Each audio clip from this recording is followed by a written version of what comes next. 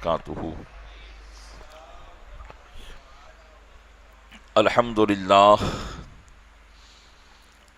للہ نحمده ونستعینه ونستغفره ونؤمن به ونتوکل علیہ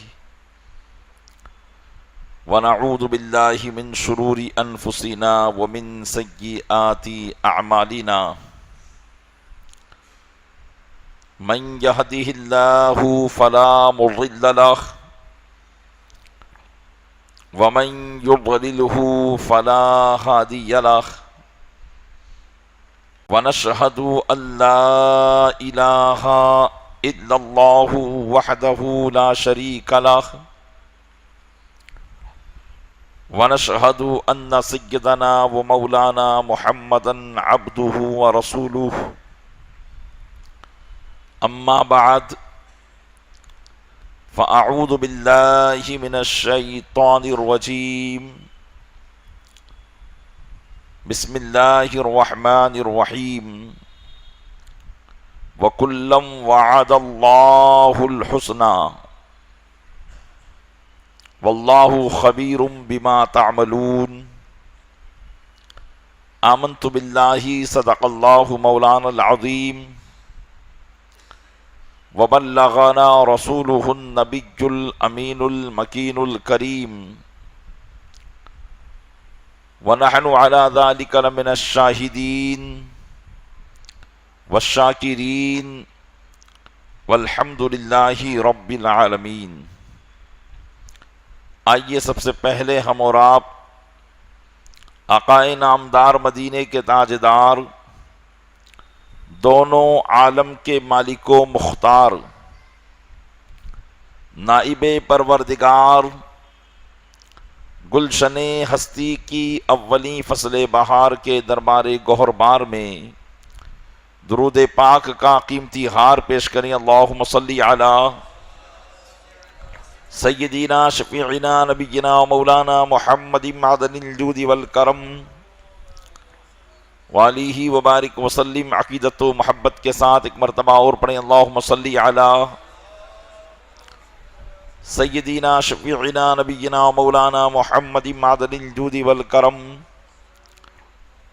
وآلہ وبارک وسلم۔ گنبد خضرا کے تصور کے ساتھ ایک مرتبہ اور پڑھیں، اللہم صلی علی سیدنا شفیعنا نبینا مولانا محمد معدن الجود والکرم منبع العلم والحلم والحکم وآلہ واصحابہ وبارک وسلم۔ صلاۃ و سلاما سرمدا دائما ابدا علیک یا رسول اللہ۔ الحمدللہ ہم اور آپ جناب سیدنا امام عالی مقام، امام تشناکام، امام حسین رضی اللہ تعالی عنہ اور آپ کے دیگر رفقا شہدائے کربلا رضوان اللہ تعالی علیہم اجمعین کی بارگاہ میں خراج عقیدت پیش کرنے کے لیے حاضر ہوئے ہیں۔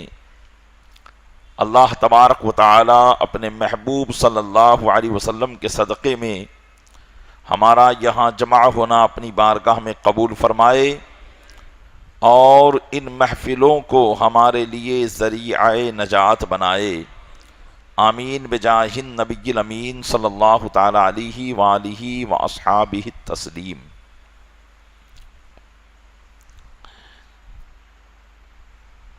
امام علی مقام امام حسین رضی اللہ تعالیٰ عنہ کی یاد میں اور ان کی ان مبارک و مسعود محفلوں میں اہل سنت و جماعت کے شیوے اور اس کے طریقے پر عمل کرتے ہوئے صحابہ کا ذکر خیر جاری و ساری ہے۔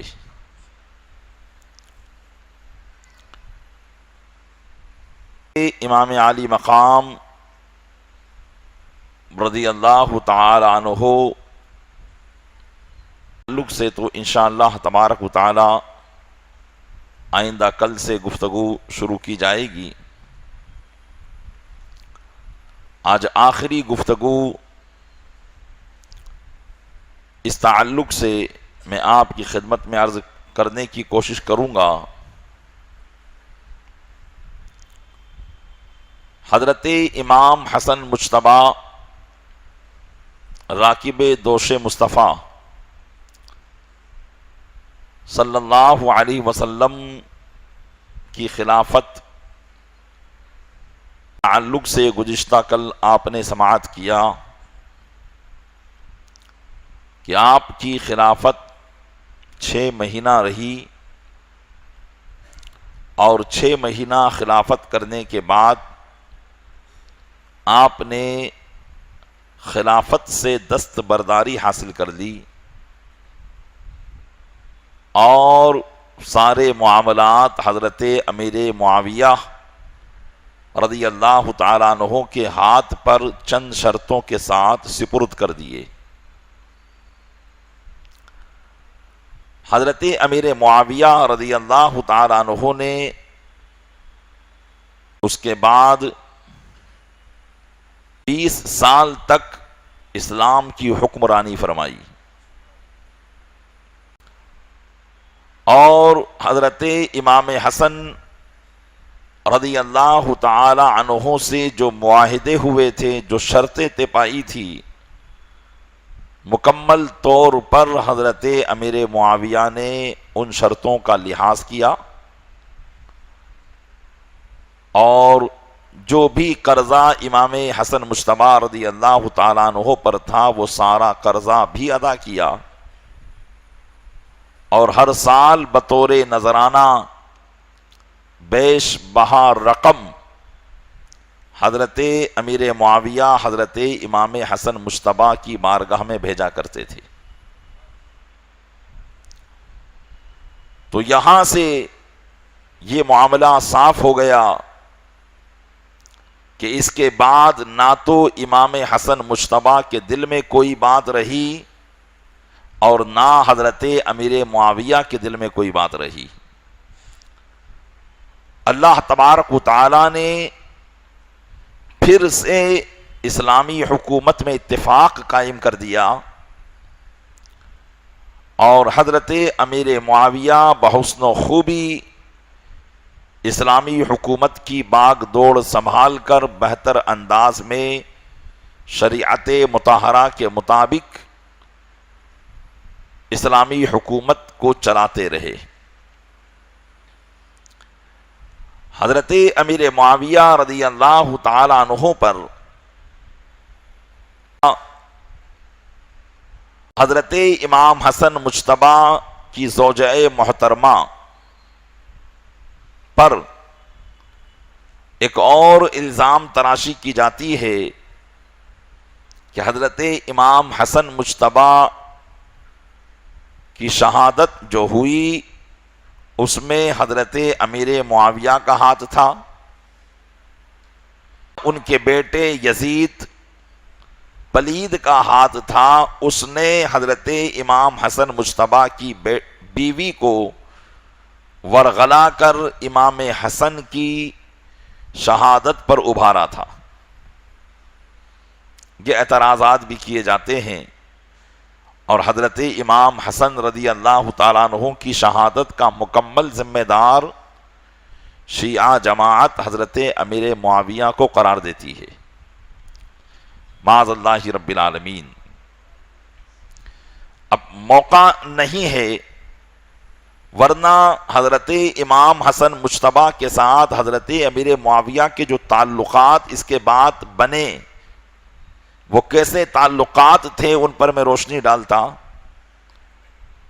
اور حضرت علی سے اس کے بعد چونکہ جب غلط فہمیاں دور ہو گئی تو حضرت امیر معاویہ کے دل میں جو حضرت مولائے کائنات علی مرتضیٰ سے جو محبت تھی اس کی مکمل میں تفصیل آپ کی خدمت میں پیش کرتا، لیکن زیادہ تفصیل میں نہ جاتے ہوئے صرف ایک واقعے پر اکتفا کروں گا کہ جب صلح کے معاملات ہو گئے تو سارے دل شیر و شکر ہو گئے، اس لیے کہ ان صحابہ کے دل میں ذاتی عناد، دشمنی اور حسد نہیں تھا، کہ یہ اپنی ذاتی دشمنی کی وجہ سے کسی سے جنگ کر رہے تھے. ہر ایک کا مطمح نظر اور ہر ایک کی سمجھ یہ تھی کہ وہ صحیح کام انجام دے رہا ہے. یہ اور بات ہے کہ اس میں مولائے کائنات بالکل حق پر تھے اور حضرت امیر معاویہ غلط فہمی پر تھے. لیکن جب یہ غلط فہمیاں دور ہو گئی اور جنگ بند ہو گئی تو حضرت امیر معاویہ کا معاملہ کیا تھا کہ وہ بسا اوقات اپنی مجلسوں میں حضرت مولائے کائنات کی منقبتیں سنا کرتے تھے. ان کے دربار میں جو شاعر آتے تو ان سے کہتے کہ تم حضرت علی کی تعریف کرو. ایک مرتبہ حضرت امیر معاویہ رضی اللہ تعالیٰ عنہ نے فرمایا اپنے درباری شاعروں سے کہ جو حضرت مولائے کائنات علی مرتضیٰ کی تعریف کرے گا میں اس کو ہر شعر کے بدلے میں 1 دینار دوں گا. اور 1 دینار یہ 4.25 ماشا سونے کا سکہ ہوا کرتا تھا. 4.25 گرام سونے کا ایک سکہ 1 دینار ہوا کرتا تھا. آپ نے فرمایا کہ ہر شعر پر 1 دینار دوں گا. تو ایک شاعر اٹھے اور انہوں نے حضرت امیر معاویہ کے دربار میں حضرت علی کی منقبت پڑھی. حضرت امیر معاویہ اپنے وعدے کے مطابق ہر شعر پر 1 دینار عطا فرماتے تھے اور ہر شعر پر یہ کہتے تھے کہ جو اے شاعر تو نے حضرت علی کی تعریف کی ہے حضرت علی اس سے بھی بڑھ کر تھے.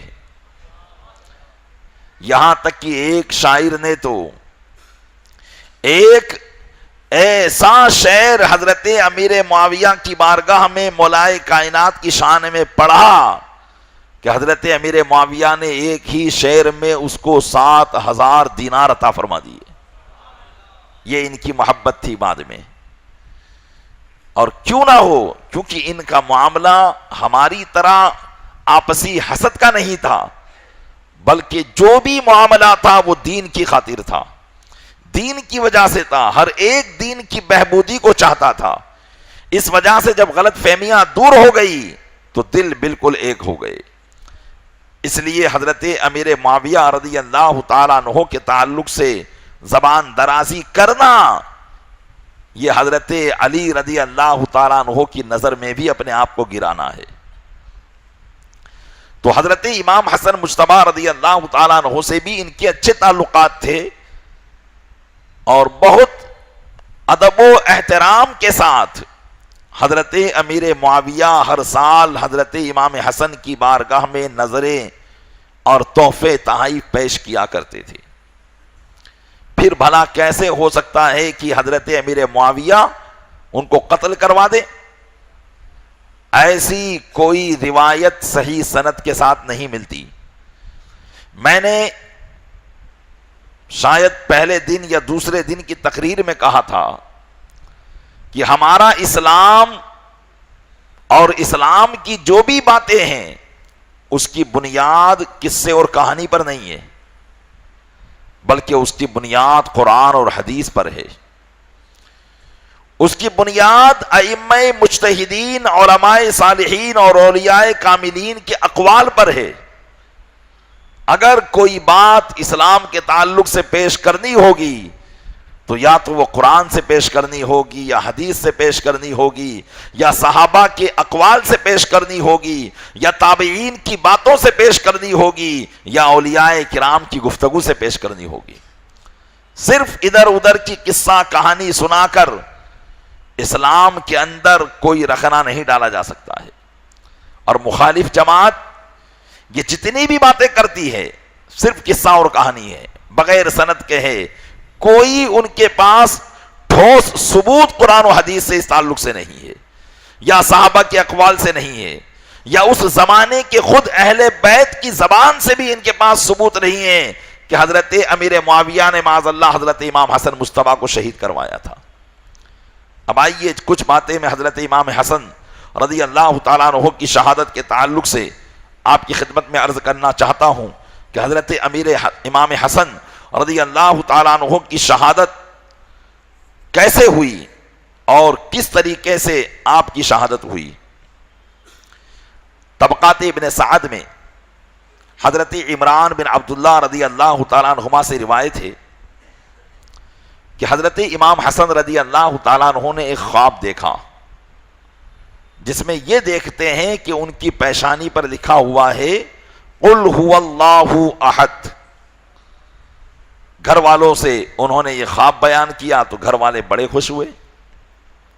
دیکھیے ایک بات یاد رکھیں کہ خواب کبھی اچھا ہوتا ہے اور برا ہوتا ہے، تو ہر اچھی چیز جو آپ خواب میں دیکھیں تو ایسا نہیں کہ اس کا اثر آپ کے اوپر اچھا ہی ہو۔ تو گھر والے بہت خوش ہوئے، لیکن جب حضرت سعید بن مسیب جو خواب کی تعبیر بتانے میں ماہر تھے، جب ان کے سامنے یہ خواب بیان کیا گیا تو فرمایا کہ اگر آپ کا یہ خواب سچا ہے تو آپ کی زندگی صرف چند روز باقی رہ گئی ہے۔ حضرت سعید بن مسیب نے اس خواب کی تعبیر یہ بتائی، اور ہوا بھی یہی کہ اس کے بعد مسلسل حضرت امام حسن مجتبیٰ کو زہر دینے کی کوششیں کی گئی۔ سب سے پہلے حضرت امام حسن کو شہد میں زہر ملا کر پلایا گیا۔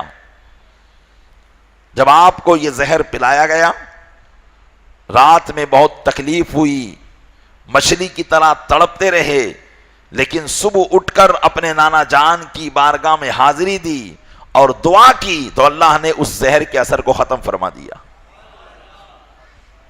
دوسری مرتبہ کھجور میں ملا کر آپ کو زہر دیا گیا، آپ کو اس سے بھی بہت تکلیف ہوئی، رات میں آپ اپنے بھائی حضرت امام علی مقام امام حسین کے گھر پر تشریف لے گئے، اور پھر صبح اٹھ کر بھائی کے ساتھ نانا جان کی بارگاہ میں حاضری دی، دعا کی، اللہ نے اس کا اثر بھی ختم کر دیا۔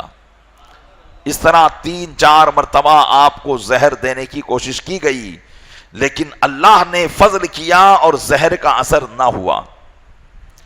آخر میں کسی نے آپ کی پانی کی سراہی میں، جس میں آپ پانی پیا کرتے تھے، اس میں ہیرے کی کنی کو کاٹ کر ملا دیا۔ ہیرے کی کنی کے اندر بہت خطرناک زہر ہوا کرتا ہے، وہ کاٹ کر ملا دیا۔ آپ نے جب رات میں اٹھ کر اس پانی کو پیا تو پانی پیتے ہی سینے سے لے کر ناف تک پیٹ کے اندر جتنی بھی چیزیں تھی وہ سب کٹ گئی، دل کٹ گیا، پھیپھڑے کٹ گئے، یہاں تک کہ اس حال کے ذریعے اور قے کے ذریعے آتڑیاں اور دل کٹ کٹ کے آپ کی زبان سے منہ سے نکلنے لگے۔ اس طریقے سے امام حسن رضی اللہ تعالیٰ عنہ کو زہر دیا گیا۔ جب آپ کی حیات مبارکہ کے آخری لمحات تھے، توجہ چاہوں گا، امام حسین رضی اللہ تعالیٰ عنہ آپ کی بارگاہ میں آئے اور کہنے لگے کہ بھائی جان، آپ ہمیں بتائیں کہ آپ کو یہ زہر کس نے دیا ہے؟ حضرت امام حسن مجتبیٰ نے امام علی مقام سے پوچھا کہ کیا تم اس سے انتقام لوگے؟ کیا تم اس سے بدلہ لوگے؟ آپ نے فرمایا کہ ہاں، جس نے بھی آپ کو زہر دیا ہے میں اس سے بدلہ لوں گا۔ تو حضرت امام حسن مجتبیٰ نے فرمایا کہ میرا کسی پر یقین تو نہیں ہے، البتہ ایک پر گمان ہے، اگر حقیقت میں اسی نے زہر دیا ہے تو پھر اللہ بہتر بدلہ لینے والا ہے۔ اگر حقیقت میں اسی نے زہر دیا ہے تو اللہ بہتر بدلہ دینے والا ہے، اور میں گمان کی بنیاد پر کسی کا نام نہیں بتا سکتا کہ پھر تم اس کو پکڑ کر سزا دو۔ قربان جائے امام حسن مجتبیٰ رضی اللہ تعالیٰ عنہ کے صبر پر اور عدل و انصاف پر کہ آنتڑیاں اور دل کے ٹکڑے ٹکڑے ہو گئے ہیں، لیکن کسی پر آپ کا گمان جاتا ہے، اس کے باوجود آپ شریعت کا دامن ہاتھ سے نہیں چھوڑتے، اس لیے کہ شریعت کا فیصلہ ہے کہ جب تک کسی پر مکمل یقین نہ ہو جائے، ایسا یقین کہ اس کے لیے آپ قسم کھا سکیں، اس وقت تک کسی پر الزام تراشی کرنا یہ حرام ہے۔ امام حسن مجتبی رضی اللہ تعالیٰ عنہ نے آخری وقت تک نہیں بتایا، جس پر آپ کو گمان تھا اس کا نام بھی نہیں بتایا۔ اسی حالت میں امام حسن کی شہادت ہوئی اور آپ کو پھر مدینہ منورہ کی قبرستان جنت البقیع میں دفن کیا گیا۔ اب آپ غور کریں، اب یہاں پر بعض لوگ یہ کہتے ہیں کہ حضرت امام حسن کی بیوی جن کا نام جعدہ بنت اشعث بن قیس تھا، اس سے یزید نے یہ کہا تھا کہ اگر تم امام حسن کو زہر دے دو گی تو میں تم سے شادی کر لوں گا۔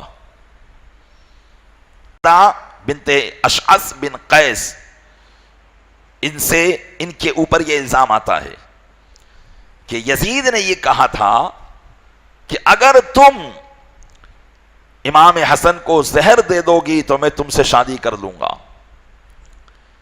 حضرت علامہ سید نعیم الدین مراد آبادی رحمت اللہ تعالی علیہ اہل سنت کے بہت بڑے عالم دین اور اعلیٰ حضرت رضی اللہ تعالیٰ عنہ کے خلیفہ ہیں، اہل سنت و جماعت کے اس مذہب کو بیان کرتے ہوئے ارشاد فرماتے ہیں، اس کے جواب کو ارشاد فرماتے ہیں کہ اسلام کے اندر کوئی بھی بات بے بنیاد نہیں کی جاتی ہے۔ سب سے پہلی بات تو یہ کہ جعدہ اگر حضرت امام حسن کی بیوی تھی تو اگر یہ انہوں نے زہر دیا ہوتا تو یہ بات تو اسی وقت پتہ چل گئی ہوتی۔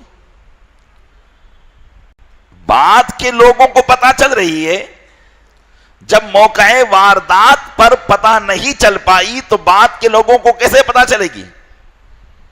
تاریخ میں ایسا کہیں نہیں ہے کہ امام حسین نے بعد میں ان سے انتقام لیا ہو یا سزا دی ہو یا قصاص دلوایا ہو، یا آپ کی اولاد میں سے کسی نے ان پر کوئی مقدمہ دائر کیا ہو۔ جب خود اس وقت گھر کے لوگوں نے کسی پر الزام نہیں لگایا تو بعد کے لوگوں کو کیسے پتا چلا؟ اس سے پتا چلا کہ یہ بات گڑی گئی ہے، بنائی گئی ہے، اور محض حضرت امیر معاویہ کے خاندان کو بدنام کرنے کے لیے یہ بات لگائی گئی ہے، اس لیے کہ اس کی کوئی صحیح سند نہیں ہے اور صحیح سند کے ساتھ اس کو پیش ہی نہیں کیا جا سکتا ہے۔ اور دوسری بات یہ کہ حضرت امام حسن مجتبی رضی اللہ تعالیٰ عنہ کی ذات پاک وہ پاک اور منزہ ذات پاک تھی، کیا ان کے عقد میں ایسی بیوی آ سکتی ہے جو یزید سے ٹال میل کرے، جو یزید کی بات میں آئے؟ امام حسن کی صحبت بابرکت کو چھوڑ کر یزید کے ساتھ، جو کہ اپنے وقت کا فاسق و فاجر تھا، شادی کرنے کی کوشش کرے گی؟ یہ تو ان کے خانے اور ان کی اہلیہ کے بارے میں ایک بہت بڑی سوچ ہے، لیکن فریق مخالف کو کیا جائے کہ وہ اپنے عقیدوں کو ثابت کرنے کے لیے اگر کسی کی عصمت بھی برباد ہوتی ہے، اگرچہ وہ خاندان اہل بیت ہی کا فرد کیوں نہ ہو، وہ اس پر الزام لگا دیتے ہیں اپنا عقیدہ ثابت کرنے کے لیے۔ تو حضرت سید نعیم الدین مراد آبادی رحمت اللہ علیہ فرماتے ہیں کہ یہ تو تصور کیا ہی نہیں جا سکتا کہ آپ کی زوجہ محترمہ جس نے آپ سے شرف صحبت پایا ہو اور وہ آپ کی معیت اور آپ کے ساتھ رہنے کو چھوڑ کر یزید کے ساتھ رہنا پسند کر لے، جبکہ حضرت امام حسن کی کیا شان تھی۔ علماء فرماتے ہیں کہ حضرت امام حسن کی یہ شان تھی کہ لوگ اپنی بیٹیوں کو امام حسن کے نکاح میں دینا پسند کیا کرتے تھے. اس لیے امام حسن نے یکے بعد دیگرے 100 نکاح کیے. کتنے نکاح کیے؟ 100 نکاح کیے. حضرت امام حسن مجتبی رضی اللہ تعالیٰ عنہ نے 100 نکاح کیے. مطلب ایک ساتھ 4 سے زائد اسلام کے اندر رکھنا حرام ہے. آپ 1-2 دن نکاح کرتے اور پھر طلاق دے دیا کرتے تھے. اور پھر اس کے بعد آپ کی وہ شریک حیات آخری وقت تک کسی سے شادی نہیں کرتی اور آپ ہی کی شیدائیت میں اپنی زندگی کو انہوں نے گزار دیا تھا. یہاں تک کہ حضرت علی رضی اللہ تعالیٰ عنہ نے ایک مرتبہ کوفہ میں اعلان کیا کہ اے لوگو، حسن کو کوئی اپنی بیٹی نکاح میں پیش نہ کرے کیونکہ ان کی طلاق دینے کی عادت ہے. تو کوفہ کے لوگوں نے کہا تھا اے امیر المومنین، آپ اس شرف سے ہمیں کیوں روکتے ہیں؟ ہم تو اپنی بیٹی ان کے نکاح میں دے کر رسول اللہ سے اپنا رشتہ قائم کرنا چاہتے ہیں. امام حسن مجتبی رضی اللہ تعالیٰ عنہ سے بھی کسی نے پوچھا تھا کہ آپ نے متعدد نکاح کیوں کیے اور آپ پھر نکاح کرنے کے بعد طلاق کیوں دے دیتے ہیں؟ تو آپ نے فرمایا کہ میں چاہتا ہوں کہ زیادہ سے زیادہ میرے نانا جان سے ان کی امت کا رشتہ قائم ہو جائے. اس لیے کہ حدیث پاک ہے، رسول اکرم صلی اللہ علیہ وسلم نے ارشاد فرمایا کہ قیامت کے دن ساری رشتہ داریاں ختم ہو جائے گی. سارے رشتے ناتے، باپ کا بیٹے سے، بھائی کا بھائی سے، دوست کا دوست سے، یہ سب خاندان اور یہ رشتہ داریاں صرف اس دنیا کی ہے. آج ہم ایک دوسرے کے لیے شریعت کے نہ جانے کتنے خون کر دیتے ہیں، نہ جانے کتنے قانون کو توڑ دیتے ہیں کہ یار میرا باپ ہے، میرا بیٹا ہے، اس کی خوشی کے لیے میں کچھ بھی کر سکتا ہوں. لیکن قیامت کے دن یہ ساری رشتہ داریاں ختم ہو جائے گی. آقا علیہ السلام نے فرمایا قیامت کے دن ساری رشتے ناتے ختم ہو جائیں گے سوائے میرے رشتے ناتے کے. تو امام حسن مجتبی رضی اللہ تعالیٰ عنہ یہ چاہتے تھے کہ زیادہ سے زیادہ امت کا رشتہ نبی کریم صلی اللہ علیہ وسلم سے قائم ہو جائے. نفسانی خواہشات ان لوگوں کے دلوں میں نہیں تھی. یہ لوگ ان چیزوں سے پاک تھے. ان کی نیک طینت اور نیک نیت یہی تھی کہ زیادہ سے زیادہ لوگ، کیونکہ رسول اللہ سے جتنا قرب ہوگا اللہ سے اتنا ہی قرب بڑھے گا. تو یہ بھی اللہ عز و جل سے قرب کا ایک ذریعہ تھا. اس وجہ سے امام حسن مجتبی رضی اللہ تعالیٰ عنہ نے متعدد شادیاں کی. یہاں تک کہ 100 شادیاں 100 عورتیں یکے بعد دیگرے آپ کے نکاح میں آئی. اور پھر جس کو بھی آپ نے طلاق دی وہ آپ ہی کی محبت میں اپنی زندگی کو گزارتی رہی. کسی اور سے اس نے نکاح نہیں کیا، کسی اور سے اس نے نکاح نہیں کیا. اور آپ نے اس کو اتنا دے دیا کہ وہ اپنی پوری زندگی اسی نان و نفقہ کے ساتھ جیتی رہی. اس کو کسی اور کام کرنے کی حاجت نہ پڑی. یہ امام حسن مجتبی رضی اللہ تعالیٰ عنہ کی ساتھ رہنے کی تمنائیں عورتیں کیا کرتی تھی. اب آپ ان کا جھوٹا دعویٰ دیکھیے کہ یزید نے کہا تھا کہ اگر تو امام حسن کو زہر دے دے گی تو میں تجھ سے شادی کر لوں گا. اب آپ سوچیں کہ کیا کوئی نیک بیوی جس کو اللہ تبارک و تعالیٰ نے امام حسن کی صحبت عطا فرمائی ہو، وہ ایسی پاک صحبت کو چھوڑ کر یزید خبیث کی صحبت کو اختیار کرنا چاہے گی؟ حقیقت نہیں، حقیقت یہی ہے کہ نہیں چاہے گی. تو پتا چلا کہ یہ صرف فریق مخالف اور دشمنان اہل سنت کا ایک فریب ہے کہ حضرت امیر معاویہ کو کسی بھی طریقے سے بدنام کرنے کے لیے اس طریقے کی روایتیں گڑھتے رہتے ہیں. اللہ تبارک و تعالیٰ ایسی روایتوں کو سننے سے ہمیں محفوظ فرمائے. الغرض حضرت امام حسن مجتبی کو زہر کس نے دیا یہ آج تک معلوم نہیں ہو پایا.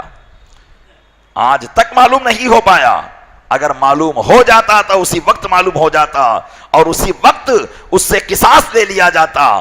تو اب جو بھی امام حسن مجتبی کی زہر خورانی کے تعلق سے اگر کوئی دعویٰ کرے گا اور کسی پر الزام تراشی کرے گا تو یہ شریعت کے نزدیک بہت بڑا گناہ ٹھہرے گا، اس لیے کہ اسلام میں کسی پر بغیر بنیاد کے الزام لگانا یہ بہتان ہے، اور بہتان کی سزا قرآن کریم 80 کوڑے فرماتا ہے کہ جو شخص کسی پر بغیر بنیاد کے الزام لگائے اسے 80 کوڑے مارے جائیں۔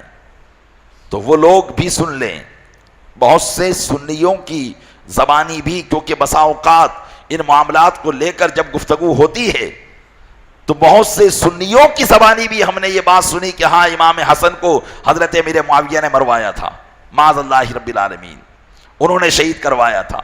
تو اب آج کے زمانے میں بھی اگر وہ حضرت امیر معاویہ تو بہت اعلیٰ شان کے مالک ہیں، کسی ادنا مسلمان پر بھی اگر کوئی بہتان لگاتا ہے تو وہ 80 کوڑے کا مستحق ہے۔ اگر اسلامی حکومت ہوتی تو وہ 80 کوڑے کی سزا اسے دی جاتی۔ یہ دنیا کی سزا اور آخرت کی سزا تو بہت دردناک سزا ہوگی۔ اللہ تبارک و تعالی ہمیں اس سے محفوظ فرمائے۔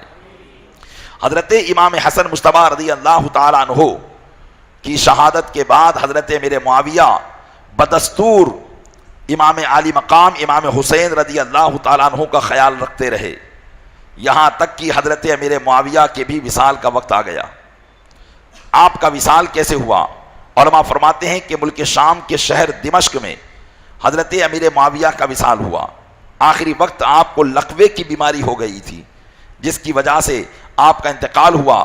جب آپ کا انتقال ہوا تو آپ نے وصیت فرمائی کہ میرے پاس رسول اللہ صلی اللہ علیہ وسلم کا کرتا مبارک ہے، اور آپ کے بال مبارک ہیں، اور ان کے ناخنوں کے تراشے ہیں، جب مجھے کفنایا جائے تو کوئی دوسرا کپڑا کفن میں نہ ڈالا جائے بلکہ رسول اللہ کا کرتا مجھے پہنا دیا جائے، اور میری آنکھوں پر رسول اللہ صلی اللہ علیہ وسلم کے ناخن مبارک کو رکھ دیا جائے، اور سجدے کی جگہ پر جو جو اجزاء سجدے میں لگتے ہیں ان جگہ پر بھی رسول اللہ کے ناخن مبارک کو رکھ دیا جائے۔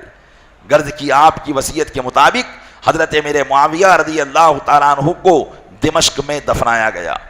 حضرت امیر معاویہ رضی اللہ تعالیٰ عنہ کا اس طریقے سے اس دنیا سے وصال ہوا۔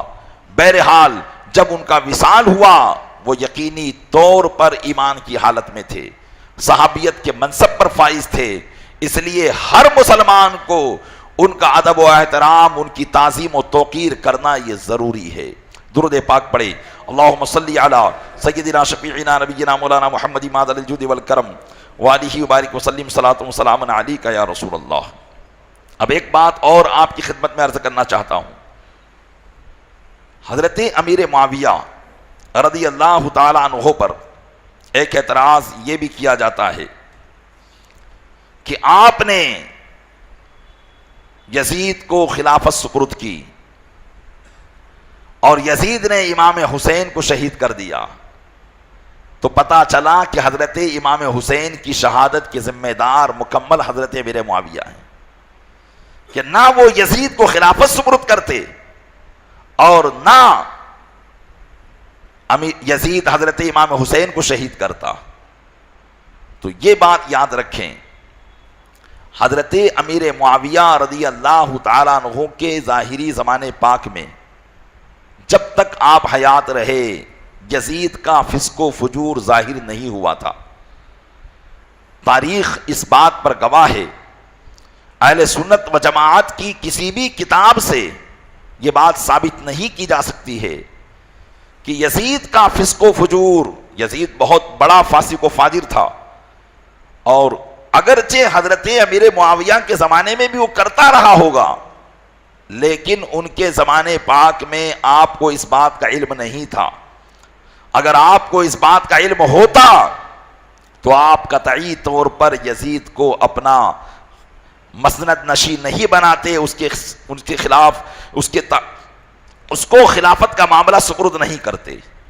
تو تاریخی روایات یا اسلام کے اندر کوئی بھی چیز میں نے کہا بغیر بنیاد کے نہیں بولی جاتی۔ تو یزید کا جو فسق و فجور تھا وہ حضرت امیر معاویہ کے ظاہری زمانے میں نہیں تھا، یا تھا تو انہیں معلوم نہیں تھا۔ دوسرا اعتراض یہ کیا جاتا ہے کہ اپنی زندگی میں کسی کو خلافت سپرد کرنا یہ اسلام کے طریقے کے خلاف ہے، اور حضرت امیر معاویہ نے یزید کو خلافت سپرد کر کے اسلام کے طریقے کے خلاف کام کیا۔ علماء فرماتے ہیں کہ اپنی زندگی میں کسی کو اپنی خلافت سپرد کرنا یہ اسلام کے طریقے کے خلاف نہیں ہے، اس لیے کہ آپ سن چکے ہو کہ حضرت ابوبکر صدیق نے خود اپنے دوست حضرت عمر فاروق اعظم کے سپرد خلافت فرمائی تھی۔ اب رہی بات یہ کہ کسی بھی صحابی نے اپنے بیٹے کو خلیفہ نہیں مقرر کیا، حضرت امیر معاویہ نے مقرر کیا، تو یہ انہوں نے غلط کام کیا۔ کہا علماء فرماتے ہیں کہ بیٹے کو خلافت سپرد کرنا یہ شریعت کے بالکل خلاف نہیں ہے۔ آج بھی پیران طریقت مشائخ اعظام اپنی اولاد کو اپنی سجادہ نشینی سونپتے ہیں کہ نہیں سونپتے؟ تو اگر یہ غلط ہوتا تو پھر پیران عظام یہ کام کبھی نہیں کرتے۔ تو پیران عظام کا اپنی اولاد کو خلافت سپرد کرنا یہ کوئی شریعت کے خلاف بات نہیں ہے، تو لہذا حضرت امیر معاویہ پر یہ اعتراض نہیں کیا جا سکتا ہے۔ ہاں، یزید کو وصیت یہ ضرور کی تھی حضرت امیر معاویہ نے کہ بیٹا خلافت حق یہ اہل بیت کا ہے، یہ جب بھی تم سے مطالبہ کریں تم اس حق کو ان کے سپرد کر دینا۔ لیکن تاریخ گواہ ہے کہ نہ تو امام حسن مجتبی نے کبھی دستبرداری حاصل کر لینے کے بعد کبھی خلافت کا مطالبہ کیا، اور نہ ہی امام حسین نے مطالبہ کیا۔ کربلا کی کہانی آپ سنتے ہی ہیں اور آئندہ بھی سنیں گے، کہیں بھی امام علی مقام آخر تک یزید کے ہاتھ پر بیعت کرنے سے انکار کرتے رہے، لیکن کہیں یہ نہیں کہا کہ لوگوں میرے ہاتھ پر بیعت کر لو۔ آپ نے اس کا مطالبہ کبھی نہیں کیا، یزید سے یہ نہیں کہا کہ تم خلافت میرے سپرد کر دو۔ تو بہرحال امام علی مقام امام حسین رضی اللہ تعالیٰ عنہ نے بھی کبھی بھی اس کا مطالبہ نہیں کیا تھا۔ درود پاک پڑھے، اللہم صلی علی سیدنا شفیعنا نبینا مولانا محمد مادر الجود والکرم وآلہ بارک وسلم صلاۃ و سلام علیکہ یا رسول اللہ۔ پیارے اسلامی بھائیوں، یہ جو باتیں ہم نے بتائی یا صحابہ کرام اور حضرت امیر معاویہ کے تعلق سے یا مولا کائنات کے تعلق سے جو گفتگو ہوئی، یہ گفتگو ایسی گفتگو ہے کہ اس گفتگو پر ہر کس و ناکس کو گفتگو کرنے سے منع کیا گیا ہے۔ اور یہ صرف میں نہیں کہتا، بلکہ ہمارے پیر دستگیر حضور غوث پاک رضی اللہ تعالیٰ عنہ بھی یہ بات فرماتے ہیں۔ بنیاد الطالبین کے صفحہ 178 پر ہے، حضور غوث پاک رضی اللہ تعالیٰ عنہ کی کتاب ہے۔ آپ فرماتے ہیں کہ سارے اہل سنت اس بات پر متفق ہیں کہ صحابہ کرام کی جنگوں میں بحث سے باز رہا جائے، یعنی صحابہ کرام کے درمیان جو لڑائیاں ہوئی ان لڑائیوں کے تعلق سے بحث بازی کرنے سے باز رہا جائے اور انہیں برا کہنے سے پرہیز کیا جائے، ان کے فضائل اور ان کی خوبیوں کو ظاہر کی جائے اور ان بزرگوں کا معاملہ رب کے سپرد کر دیا جائے۔ پھر فرماتے ہیں جیسے وہ اختلافات جو حضرت علی، حضرت عائشہ، حضرت امیر معاویہ، حضرت طلحہ اور حضرت زبیر رضی اللہ تعالیٰ عنہما کے درمیان واقع ہوئے ہیں، ان کے تعلق سے بحث و مباحثہ نہ کیا جائے۔ لیکن اب آج کا زمانہ وہ آ گیا کہ انہی باتوں کو لے کر لوگوں کے درمیان بحث و مباحثہ کیا جا رہا ہے، جبکہ خود غوث پاک رضی اللہ تعالیٰ عنہ نے اس بات سے منع فرمایا ہے۔ ہم جن کے مقلد ہیں امام اعظم رضی اللہ تعالیٰ عنہ فقہ اکبر میں فرماتے ہیں نتولاہم جمیعا ولا نذکر الصحابۃ الا بخیر، یعنی ہم اہل سنت و جماعت تمام صحابہ سے محبت کرتے ہیں اور انہیں اچھائی کے ساتھ ہی یاد کرتے ہیں۔ اور حضرت مجدد الفسانی شیخ احمد سرہندی جو اکابرین اولیاء کرام میں سے ہیں، ہندوستان کے بڑے اولیاء میں ان کا شمار ہوتا ہے، یہ فرماتے ہیں خلاف و نساء کے درمیان اصحاب واقع شدہ بود محمول بر ہوائے نفسانی نیست، کیا فرماتے ہیں؟ یعنی وہ اختلاف اور لڑائی جو صحابہ کے درمیان واقع ہوئی تھی وہ نفسانی خواہشات کی بنیاد پر نہیں تھی. کیا فرماتے؟ وہ نفسانی خواہشات کی بنیاد پر نہیں تھی. در صحبت خیر البشر نفوس عیشا بتزکیہ رسیدہ بودند. فرماتے ہیں کہ رسول اللہ صلی اللہ علیہ وسلم کی صحبت نے ان کے نفسوں کو حسد، کینہ، بغض، عناد، ان ساری چیزوں سے پاک و صاف کر دیا تھا. تو فرمایا کہ ان کی یہ لڑائیاں نفسانی خواہشات کی بنیاد پر نہیں تھی. تو پیارے اسلامی بھائیوں، آپ نے حضور غوث اعظم کا فرمان سنا، حضرت امام اعظم کا فرمان سنا، حضرت مجدد الف ثانی کا فرمان سنا. آپ ان فرمان کو ترجیح دیں گے یا ادھر ادھر روڈ پر بیٹھنے والے جھوٹی غلط بیانی کرنے والوں کی باتوں پر دھیان دیں گے؟ اہل سنت و جماعت کا جو سچا فرد ہوگا وہ اپنے بزرگوں کی باتوں کو ترجیح دے گا. اللہ تبارک و تعالی ہمیں اپنے بزرگان دین کے نقش قدم پر چلنے کی توفیق عطا فرمائے. حضرات صحابہ کرام علیہم الرضوان اور اہل بیت کے جو تعلقات تھے، یہ تعلقات ایسے تعلقات تھے کہ ان تعلقات کی مثال کوئی قائم نہیں رکھ پائے گا. حضرت مولائے کائنات علی مرتضیٰ رضی اللہ تعالیٰ عنہ، اگر کوئی شخص آپ کا حق چھین لے تو کیا آپ اسی حق چھیننے والے کو اپنی لڑکی شادی میں دے دیں گے، نکاح میں دے دیں گے؟ ایسا آدمی ہرگز نہیں کرے گا. اگر کوئی ہماری زمین جائیداد چھین لے، حق چھین لے، تو ہم اس سے قطع تعلق کر لیتے ہیں. لیکن حضرت امیر المومنین مولائے کائنات علی مرتضیٰ رضی اللہ تعالیٰ عنہ نے اپنی صاحبزادی حضرت ام کلثوم رضی اللہ تعالیٰ عنہ کو حضرت فاروق اعظم کے نکاح میں دیا تھا. حضرت فاروق اعظم نے جب پیغام حضرت ام کلثوم کے لیے مانگا، پہنچایا، تو حضرت مولائے کائنات نے ہی شادی کر دی تھی. اور وجہ کیا تھی؟ وجہ یہی تھی کہ حضرت فاروق اعظم بھلے ہی صحابیت کے بہت عظیم منصب پر فائز تھے، لیکن ان کے دل میں یہ بات تھی کہ میں کسی بھی طریقے سے رسول اللہ کی آل سے اپنا رشتہ جوڑ لوں. جب لوگوں نے حضرت عمر فاروق اعظم کے تعلق سے بات بنانی شروع کی، کیونکہ حضرت فاروق اعظم کی عمر کہاں اور حضرت خاتون جنت فاطمہ الزہرا رضی اللہ تعالیٰ عنہا کی صاحبزادی حضرت ام کلثوم کی عمر کہاں، جبکہ خود حضرت فاروق اعظم کی صاحبزادی خود رسول اللہ صلی اللہ علیہ وسلم کے نکاح میں آئی. حضرت حفصہ، آپ عمر کا اندازہ لگا سکتے ہیں.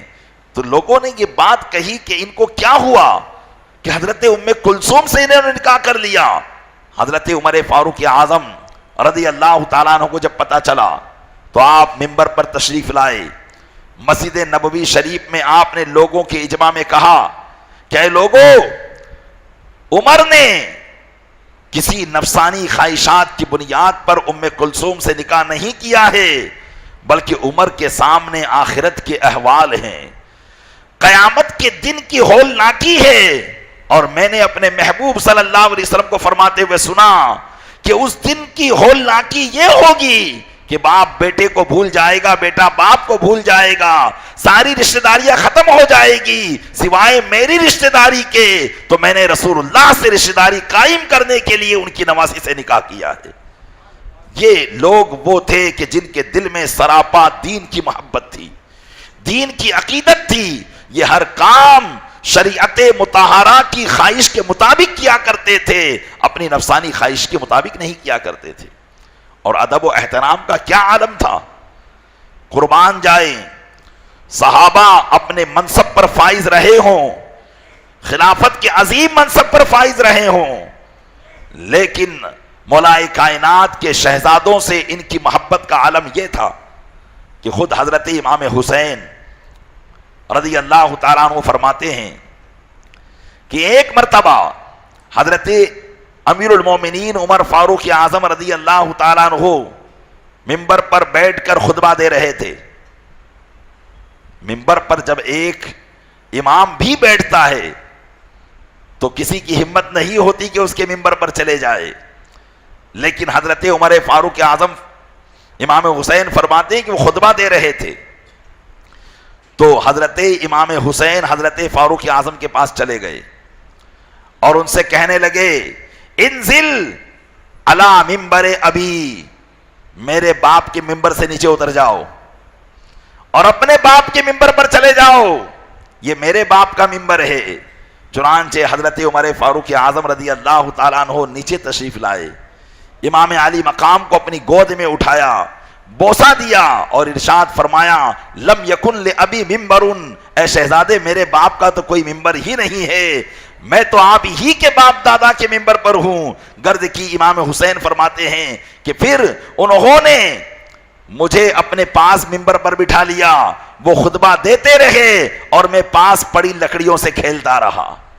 یہ محبت تھی ان کے دلوں میں امام علی مقام امام حسین سے اور امام حسن سے۔ ایک مرتبہ امام حسن فرماتے ہیں کہ میں چھوٹا تھا تو میں حضرت عمر فاروق اعظم رضی اللہ تعالیٰ عنہ کے گھر پر گیا تو میں نے باہر سے ہی دیکھا کہ حضرت عمر فاروق اعظم رضی اللہ تعالیٰ عنہ حضرت امیر معاویہ سے کچھ خصوصی گفتگو فرما رہے ہیں، کچھ خصوصی گفتگو کر رہے ہیں۔ تو میں نے حضرت عمر فاروق اعظم کے لڑکے ان کے صاحبزادے حضرت عبداللہ بن عمر کو دیکھا کہ وہ بھی دروازے پر کھڑے ہیں اور اندر نہیں جا رہے ہیں اس خصوصی گفتگو کی وجہ سے، اور دروازے سے واپس پیچھے کی طرف ہٹ گئے۔ امام حسن فرماتے ہیں کہ میں نے سوچا کہ جب ان کے بیٹے عبداللہ بن عمر کو گھر کے اندر جانے کی اجازت نہیں ہے تو پھر میں کیسے گھر میں جاؤں، تو میں بھی واپس پلٹ گیا۔ لیکن پلٹتے وقت حضرت عمر فاروق اعظم رضی اللہ تعالیٰ عنہ کی نظر مجھ پر پڑ گئی۔ جب بعد میں ان کی مجھ سے ملاقات ہوئی تو فرمایا کہ آپ شہزادے اس دن میرے گھر پر آئے تھے اور میں حضرت میرے معاویہ سے محو گفتگو تھا، آپ کیوں واپس چلے گئے تھے؟ تو حضرت امام حسن نے فرمایا کہ میں نے دیکھا کہ آپ کوئی خصوصی گفتگو کر رہے ہیں، اور جب خود آپ کے شہزادے عبداللہ بن عمر کو آنے کی اجازت نہیں تھی تو میں کیسے اندر آ جاتا؟ تو آپ نے فرمایا عبداللہ بن عمر اور ہیں اور آپ کچھ اور ہیں، قسم خدا کی عمر کے سر کے بال بھی آپ کے صدقے میں اگائے گئے ہیں۔ یہ حضرت عمر فاروق اعظم کی اہل بیت سے محبت تھی، امام حسن سے محبت تھی، امام حسین سے محبت تھی۔ حضرت صدیق اکبر رضی اللہ تعالیٰ عنہ کی حیات مبارکہ میں خلافت کے زمانے میں صرف ایک ہی بار حضرت خاتون جنت ان کی بارگاہ میں گئی تھی، اور یہ واقعہ میں پورا سنا چکا ہوں کہ باغ فدق کا حصہ انہوں نے مانگا تھا اور یہ کہا تھا کہ باغ فدق جس کی آمدنی رسول اللہ صلی اللہ علیہ وسلم ہم پر خرچ کیا کرتے تھے، اب آقا علیہ السلام کی اس دنیا سے تشریف لے جانے کے بعد وہ فدق کا باغ آپ ہم کو دے دیجئے۔ تو حضرت صدیق اکبر نے ان کو یہ حدیث سنا دی تھی اور فرما دیا تھا کہ رسول اللہ صلی اللہ علیہ وسلم نے فرمایا کہ لا نورثو، ہم انبیاء کی جماعت کسی کو وارث نہیں بناتی ہے، اور ما ترکناہ صدقتن، جس کو بھی ہم چھوڑتے ہیں وہ صدقہ ہوا کرتا ہے۔ بس اسی بات پر حضرت خاتون جنت صرف اسی وقت حضرت صدیق اکبر کے پاس گئی تھی، اس کے بعد کبھی بھی آپ کا جانا حضرت صدیق اکبر کے پاس ثابت نہیں ہے، جبکہ مخالف جماعت یہ کہتی ہے کہ انہوں نے معاذ اللہ حضرت صدیق اکبر کو بددعائیں دی اور آخری وقت تک وہ جو ہے ان کے لیے بددعائیں کرتی رہی، اور رسول اللہ صلی اللہ علیہ وسلم نے فرمایا کہ فاطمہ میرے جسم کا ٹکڑا ہے، جس نے اس کو ستایا اس نے مجھ کو ستایا، اور جس نے مجھ کو ستایا اس نے خدا کو ستایا، لہذا معاذ اللہ اس حدیث پاک کی روح سے حضرت ابوبکر کافر ہو جاتے ہیں، جبکہ ہم نے اس بات کو بتایا کہ حضرت سیدہ خاتون جنت کا معاملہ ایسا ہو ہی نہیں سکتا کہ وہ حدیث پاک سن کر حضرت صدیق اکبر کو کچھ الٹا سیدھا کہے یا ان کے بارے میں بددعا کہے۔ طیبہ طاہرہ جن کا نفس کبھی دنیا میں نہیں لگا اور جو ایسی جنتی خاتون تھی، بلکہ جنتی خاتون کی سردار تھی کہ جن کی تقوی اور طہارت کا عالم یہ تھا اور پرہیزگاری کا عالم یہ تھا اور تزکیہ نفس کا عالم یہ تھا اور صبر کا عالم یہ تھا کہ ایک مرتبہ رسول اکرم صلی اللہ علیہ وسلم جب بھوک سے بیتاب ہوئے، انہیں بھوک لگی، تو رسول اکرم صلی اللہ علیہ وسلم حضرت خاتون جنت کے گھر پر تشریف لے گئے کہ شاید بیٹی فاطمہ کی یہاں کچھ کھانے کو ہوگا۔ یاد رکھیں اور اس بات کو سنتے چلے، کوئی یہ نہ کہہ دے کہ میرے آقا صلی اللہ علیہ وسلم مجبور و محتاج تھے، ان کا فقر اور ان کی فاقہ کشی یہ میرے آقا صلی اللہ علیہ وسلم کے اختیار سے تھا۔ وہ اللہ عز و جل کے محبوب بندے تھے اور محبوب بندے ہیں، دنیا کی نعمتوں کو انہوں نے کبھی بھی اپنے لیے پسند نہیں کیا۔ بسا اوقات فرمایا کرتے میرے آقا صلی اللہ علیہ وسلم کہ اگر میں چاہوں تو یہ آس پاس کے مدینے کے پہاڑ میرے لیے سونے کے کر دیے جائیں اور یہ میرے ارد گرد چلیں، لیکن الفقر و فخری، فقر اختیار کرنا یہ میرا فخر ہے، میں فخر کے طور پر اس کو برداشت کرتا ہوں، لیکن بتقاضے بشریت جب بھوک کا احساس ہوتا تو حضرت خاتون جنت کے گھر پر ایک مرتبہ تشریف لے گئے۔ خاتون جنت نے عرض کیا کہ ابا حضور یہاں بھی 3 دن سے چولہا جلنے کی نوبت نہیں آئی ہے، قربان جائیں ان کی تقوی اور طہارت اور صبر پر، آج کی اگر کوئی عورت ہوتی تو وہ حضرت اپنے شوہر کے گھر کو بدنام کر دیتی، لیکن وہ خاتون جنت کہ جنہوں نے دنیا کی مال و دولت کی خاطر کبھی بھی اف تک نہ کیا، کیا ایسی خاتون جنت باغ فدق کے تعلق سے حدیث پاک کو سماعت کر کے کیا کبھی حضرت صدیق اکبر کی خلاف ورزی کر سکتی تھی؟ حقیقت میں نہیں کر سکتی تھی۔ وہ خاتون جنت جن کا مقام و مرتبہ اللہ کی بارگاہ میں یہ تھا کہ اگر وہ دعا کرتی اللہ تبارک و تعالیٰ اس دعا کو قبول فرما لیا کرتا تھا۔ ایک مرتبہ حضرت عثمان غنی رضی اللہ تعالیٰ عنہ نے رسول اکرم صلی اللہ علیہ وسلم کی دعوت کی اور دعوت پر بلایا اور آپ کے ساتھ بہت سے صحابہ کو بلایا۔ سرکار دو عالم صلی اللہ علیہ وسلم کے سارے صحابہ آقا علیہ السلام کے ساتھ حضرت خاتون جنت کے گھر پر ضیافت کے لیے گئے۔ حضرت عثمان غنی تھے، مالدار تھے، اپنے وقت کے بہت بڑے تجارتی قافلے اکثر ملک شام ان کے سفر کیا کرتے تھے، ایسے مالدار حضرت عثمان غنی تھے۔ بہترین دعوت کی اور دعوت کرنے کے بعد رسول اکرم صلی اللہ علیہ وسلم کے کاشان اقدس سے لے کر حضرت عثمان غنی کے کاشان اقدس تک میرے آقا صلی اللہ علیہ وسلم کے جتنے قدم ہوئے تھے ان قدموں کو انہوں نے گن لیا تھا، جتنے قدم ہوئے تھے ہر قدم کے بدلے میں ایک غلام کو آزاد کر دیا تھا۔ ایسی پرتکلف دعوت حضرت عثمان غنی نے کی تو مولا کائنات علی مرتضیٰ رضی اللہ تعالیٰ عنہ کے دل میں بھی امید ہوئی کہ کاش میرے پاس بھی مال ہوتا، اللہ کے محبوب کی ایسی دعوت کرتا، ہر قدم کے بدلے میں ایک گناہگار کو آزاد کرتا، لیکن مال نہیں تھا۔ افسوس کے ساتھ اپنے گھر پر گئے اور خاتون جنت کو یہ ساری بات بتائی کہ آج عثمان نے ایسی دعوت کی اور رسول اللہ صلی اللہ علیہ وسلم کی قدم قدم پر غلام کو آزاد کیا، میرا بھی دل ہوا کہ میرے پاس بھی مال ہوتا تو میں ایسی دعوت کرتا۔ حضرت خاتون جنت نے فرمایا اے میرے سرتاج، اس میں آپ کو غمگین ہونے کی ضرورت نہیں ہے، جائیں آپ بھی محبوب صلی اللہ علیہ وسلم کو دعوت دے کر آئیں اور کہیں کہ جتنے صحابہ کو ساتھ میں لینا ہے سب کو لے کر آ جائیں۔ چنانچہ حضرت مولا کائنات نے اب یہ نہیں پوچھا کہ گھر کا متولی تو میں ہوں، گھر کا حاکم تو میں ہوں، یہاں ہمارے کھانے کے لیے کچھ نہیں ہے، دعوت کا انتظام کیسے ہوگا؟ وہ جانتے تھے کہ سید کائنات ہے اور یہ اس مالک و مختار کی بیٹی ہے کہ جن کے قبضے میں اللہ تبارک و تعالیٰ نے زمین کی اور آسمان کی ساری چابیاں دے رکھی ہے۔ اعلیٰ حضرت فرماتے ہیں کہ مالک کونین ہیں گو پاس کچھ رکھتے نہیں، دو جہاں کی نعمتیں ہیں ان کے خالی ہاتھ میں۔ یہ عقیدہ ان کا تھا، یہ وہابی جیسا عقیدہ نہیں تھا کہ معاذ اللہ وہ جب اپنی بیٹی فاطمہ کے کام نہیں آ سکتے تو ہمارے کیا کام آئیں گے۔ عبد الوہاب نجدی جس نے یہ وہابیت کا عقیدہ دنیا میں پھیلایا، وہ یہ کہا کرتا تھا کہ معاذ اللہ محمد صلی اللہ علیہ وسلم سے بہتر تو یہ میری لاٹھی ہے، کہ اس سے تو سانپ بھی مر سکتا ہے لیکن ان سے تو اب یہ بھی کام نہیں ہو سکتا۔ یہ عقیدے پیارے اسلامی بھائیوں، ان وہابیوں کے دیوبندیوں کے یہ عقیدے ہیں۔ آپ بہت خوش نصیب ہیں کہ اللہ نے آپ کو ان کی صحبتوں سے دور رکھا ہے اور آپ اپنے محبوب کو مالک و مختار ماننے والے ہیں۔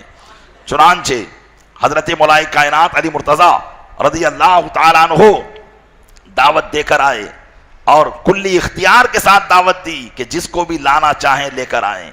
چنانچہ رسول اکرم صلی اللہ علیہ وسلم وقت مقررہ پر اپنی بیٹی فاطمہ کے گھر دعوت کے لیے تشریف لے آئے، صحابہ کرام علیہم الرضوان بھی آ گئے۔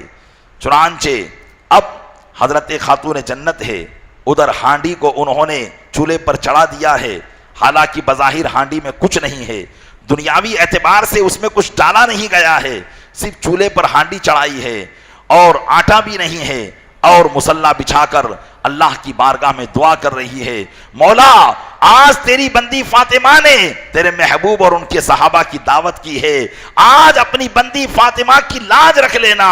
چنانچہ اللہ تبارک و تعالیٰ نے حضرت خاتون جنت کی دعا کو قبول فرمایا، اور کھانا ہانڈی کے اندر موجود تھا، اتنا بہترین کھانا موجود تھا کہ جس کی خوشبو کے لپٹوں سے حضرت خاتون جنت کا گھر مشکبار ہو رہا تھا۔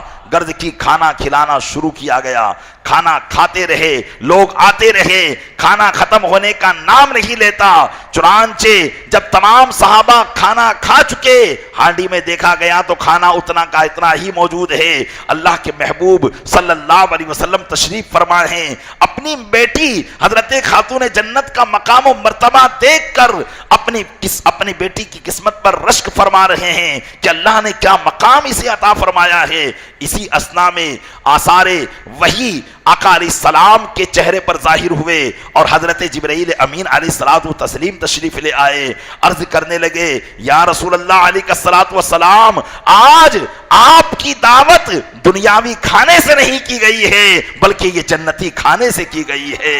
جنت کی نعمتوں کا ڈائریکٹ راستہ فاطمہ کی ہانڈی میں کر دیا گیا تھا، وہیں سے یہ نعمتیں آ رہی تھی اور آپ کے صحابہ کو کھلائی جا رہی تھی، اور کہنے لگے یا رسول اللہ علیہ الصلوۃ والسلام، آپ کے گھر سے حضرت علی کے گھر تک جتنے قدم آپ کے ہوئے ہیں، اللہ تبارک و تعالیٰ نے ایک ایک قدم کے بدلے میں ایک ایک گناہگار امتی کو جہنم سے آزاد فرما دیا ہے۔ یہ حضرت خاتون جنت کا مقام و مرتبہ ہے۔ پیارے اسلامی بھائیوں، اگر ان مخالف جماعت کے اعتراض میں پڑو گے تو معاذ اللہ حضرت خاتون جنت کے اندر بھی دنیا کی محبت دکھائی دے گی۔ کیا وہ دنیا کی محبت کے لیے، اس باغ فدق کے لیے کہ جس جیسے جانے کتنے باغ فدق ان کے خاندان کے پیر کی ٹھوکریں ہیں، اور وہ ایسی نعمتیں ایسے ہی لٹا دیا کرتے ہیں، کیا ایک باغ فدق کے لیے معاذ اللہ حضرت صدیق اکبر کو بددعائیں دیں گی؟ اللہ تبارک و تعالیٰ ایسے عقیدوں سے ہمیں محفوظ فرمائے۔ اگر ان کے عقیدوں کی پیروی کی جائے تو نہ جانے کیسے کیسے لوگ عیبدار ہوتے چلے جائیں گے۔ یہ اپنے مفاد کو پیش کرنے کے لیے، اور ان کا مفاد کیا ہے؟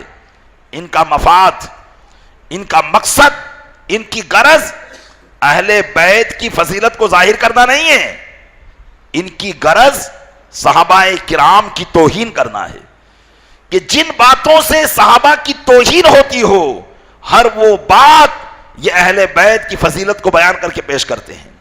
اب چاہے اس میں ان کو حدیثیں گڑنا پڑے، چاہے واقعہ گڑنا پڑے، یہ ساری باتیں گڑ لیتے ہیں۔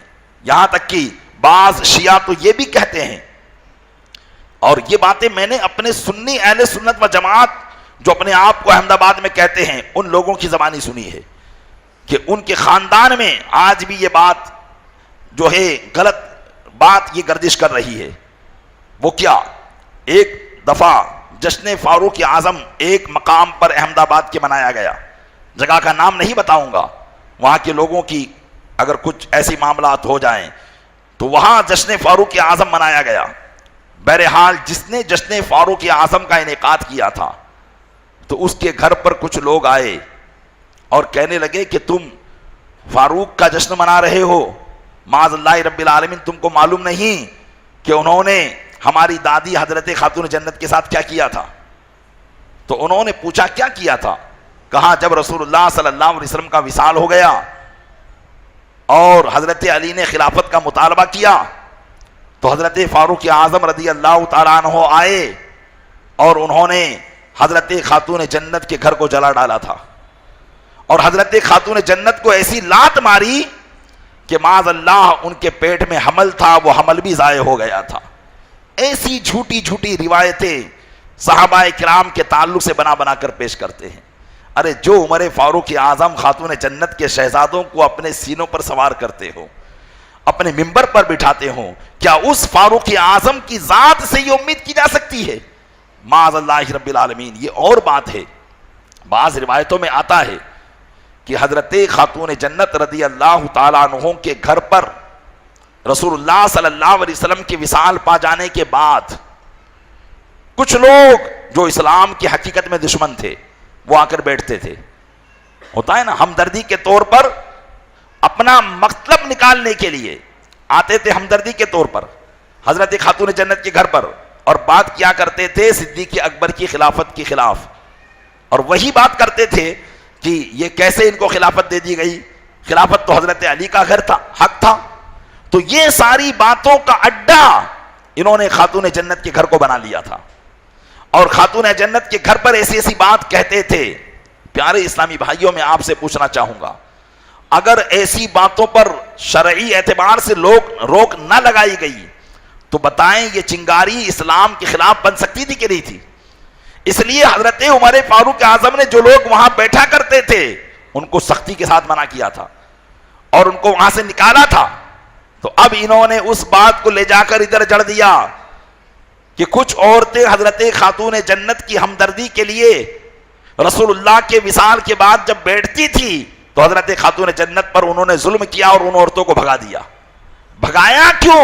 اس بات کو یہ نہیں بتاتے، بس اوپر کی بات لا کر بتا دیں گے۔ اب ہماری سنی عوام تو ایسی بھولی بھالی عوام ہے کہ انہیں اپنے باپ دادا کی قصے کہانی معلوم نہیں ہوتے تو وہ اسلام کی کیا باتوں کو معلوم رکھیں گے۔